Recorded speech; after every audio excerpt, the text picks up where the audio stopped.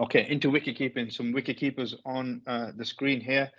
So again, some effective wicketkeeping profiling for me is to have a really strong individual technique. The keepers that I've seen this year are very different. Good keepers, lots of good hands, been effective under pressure.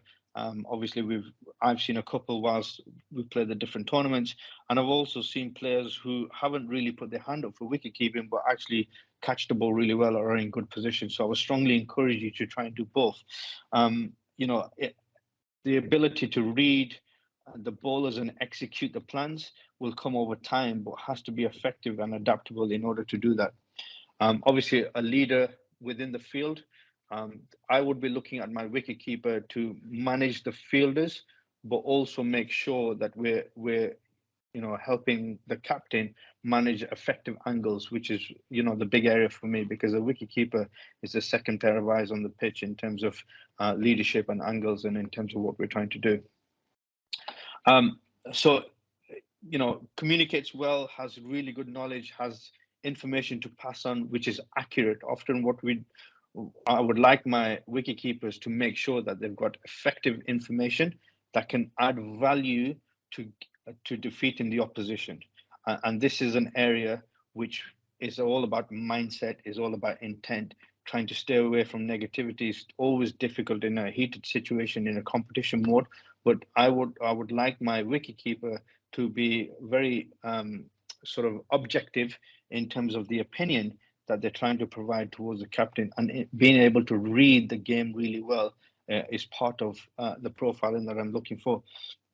I think the second to last one there is a big one for me. Often we see young keepers, standing back for spin as well. If you're a coach working with keepers, I would like my wicket keepers to be effective when standing up and back against, obviously, pace bowlers. Pace bowlers standing up as well just brings another dimension into the quality of our wicketkeeper, but also does that to a high degree with lots of success.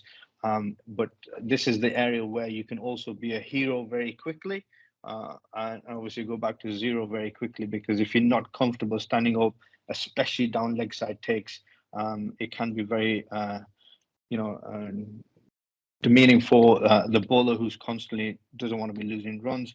But it could be a technical area, so we have to make sure that we're skillful enough to be in that position. And obviously, from a wicketkeeper, effective routines are most important. They're very different to fast bowlers, and batting routines must be able to get into the zone, because for 20 overs you're constantly moving backwards, forwards, up and down. You're taking the ball, you're retrieving catches, you're retrieving throws, so you're constantly in the game. And the ability to do that on a regular basis to get into a good match routine allows us to have effective keepers who are going to perform in the game and over a long period of time. So having that ability and that sort of opportunity to perfect your pre-match routine is individual. It's not down to me or anybody else.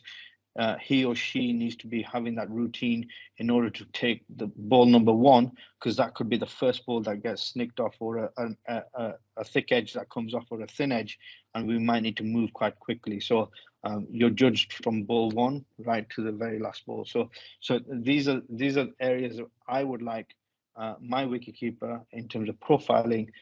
These are effective tools that I would be looking at when I'm selecting my wicketkeeper.